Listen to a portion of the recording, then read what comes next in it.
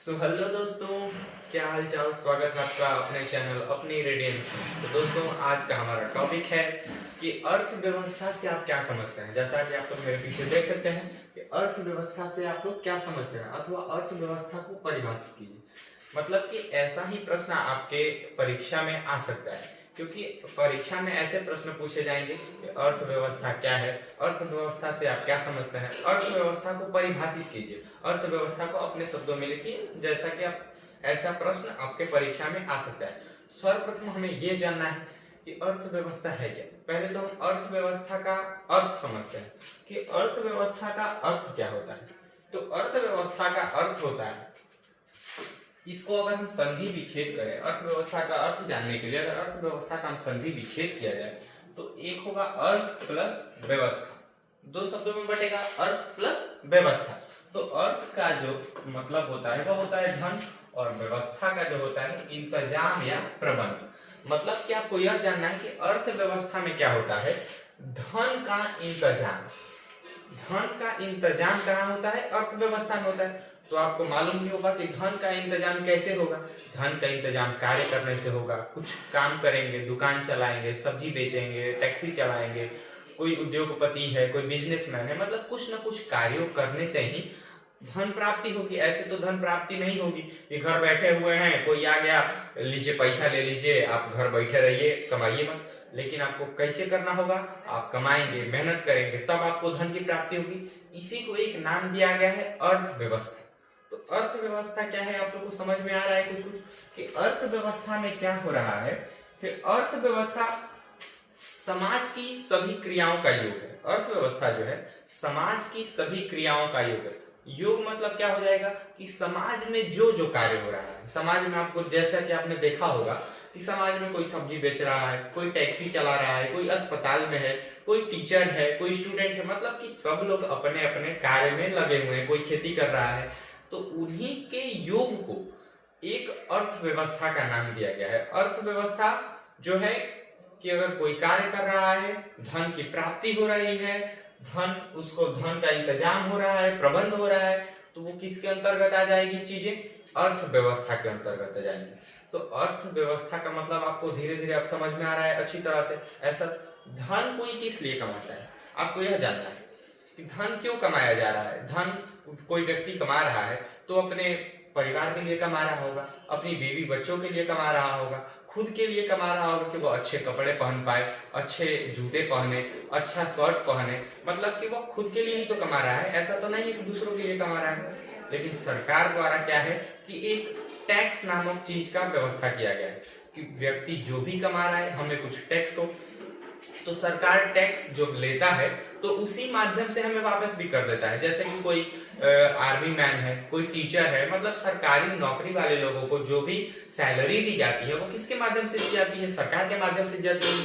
तो वो किसका पैसा होता है, वो तो हमारा पैसा होता है, क्योंकि हम सरकार को पैसा दे रहे हैं और सरकार फिर हमें वापिस कर दे रहा है।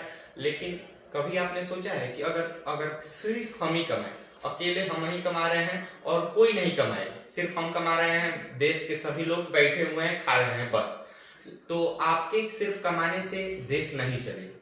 क्योंकि अगर जब सब लोग नहीं कमाएंगे तो आप कितना कमा लेंगे, ज्यादा से ज्यादा 5,000, 10,000, 15,000, उससे अधिक तो आप नहीं कमा पाएंगे।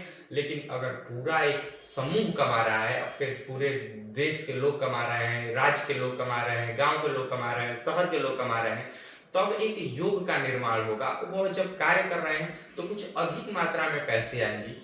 तो वो क्यों कमा रहे हैं, अपने परिवार के लिए कमा रहे हैं, अपनी बीवी बच्चों के लिए कमा रहे हैं। ऐसा तो नहीं है कि दूसरों के लिए कमा रहे हैं कि मैं कमा रहा हूँ अपने पड़ोसी को पैसा दे दिया जाए, ऐसा तो नहीं, वह स्वयं के लिए कमा रहा है।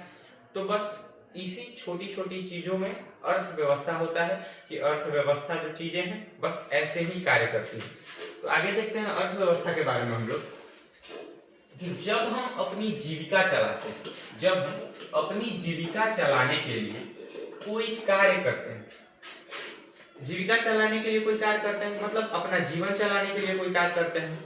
कोई कार्य क्यों करेगा, कोई किसी को कमाने की किस लिए जरूरत है, सिर्फ 3 चीजों के लिए, रोटी, कपड़ा, मकान। इससे अधिक तो मनुष्य का जरूरत ही नहीं है कि पेट भर जाए, अच्छा कपड़ा मिले बस, और एक मकान चाहिए जहां लोग आराम से सो सकें बस।